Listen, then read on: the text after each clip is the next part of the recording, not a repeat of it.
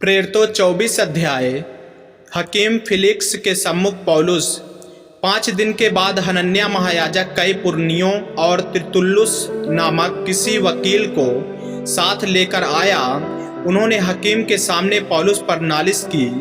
जब वह बुलाया गया तो तिरतुल्लुस उस पर दोष लगाकर कहने लगा, हे महामहिम फिलिक्स, तेरे द्वारा हम में बड़ा कुशल होता है और तेरे प्रधान से इस जाति के लिए अनेक बुराइयां सुधरती जाती है।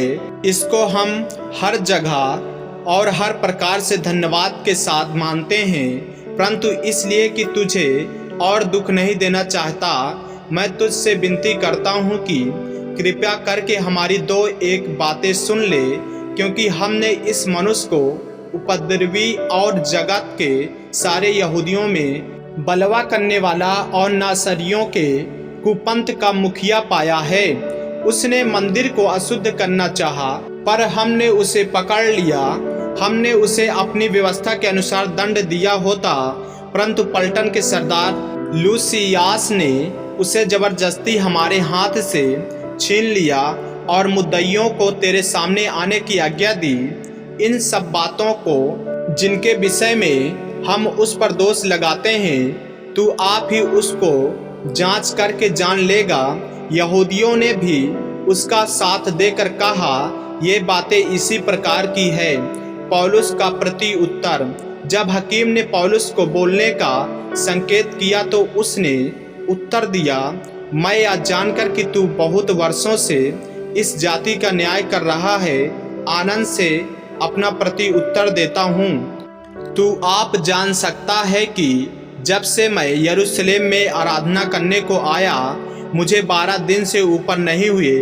उन्होंने मुझे न मंदिर में, न आराधनालयों में, न नगर में किसी से विवाद करते या भीड़ लगाते पाया, और न तो वे उन बातों को जिनको वे अब मुझ पर दोष लगाते हैं तेरे सामने सच प्रमाणित कर सकते हैं।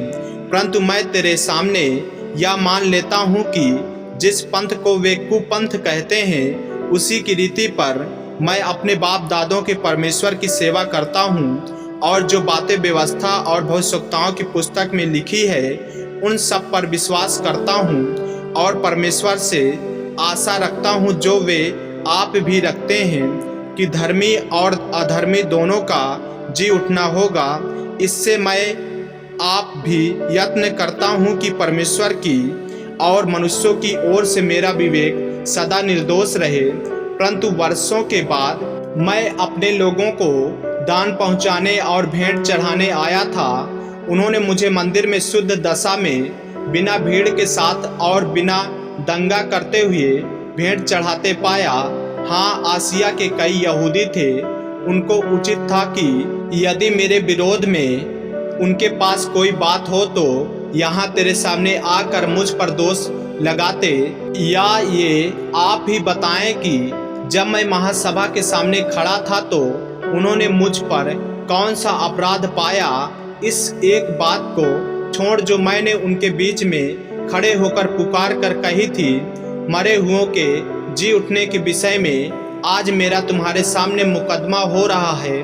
फिलिक्स ने, जो इस पंथ की बातें ठीक ठीक जानता था, उन्हें यह कहकर टाल दिया, जब पलटन का सरदार लूसियास आएगा तो तुम्हारी बात का निर्णय करूंगा।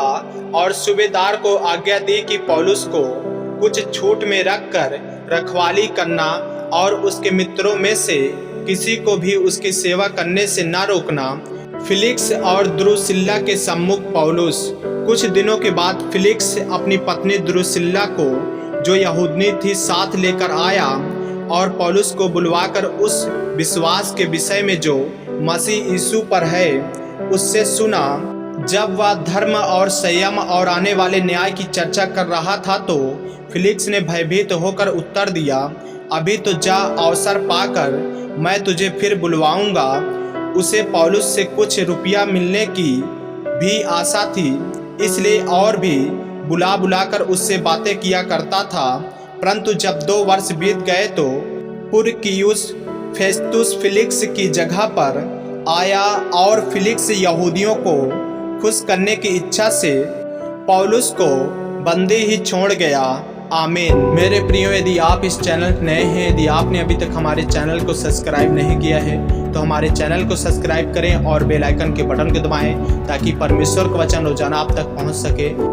और जो वचनों को नहीं पढ़ पाते हैं उनके पास जरूर शेयर करें ताकि वे वचनों को सुने और परमेश्वर में बने रहें और परमेश्वर उन्हें आशीषित करे। जय मसीह की। प्रभु आपको आशीष दे।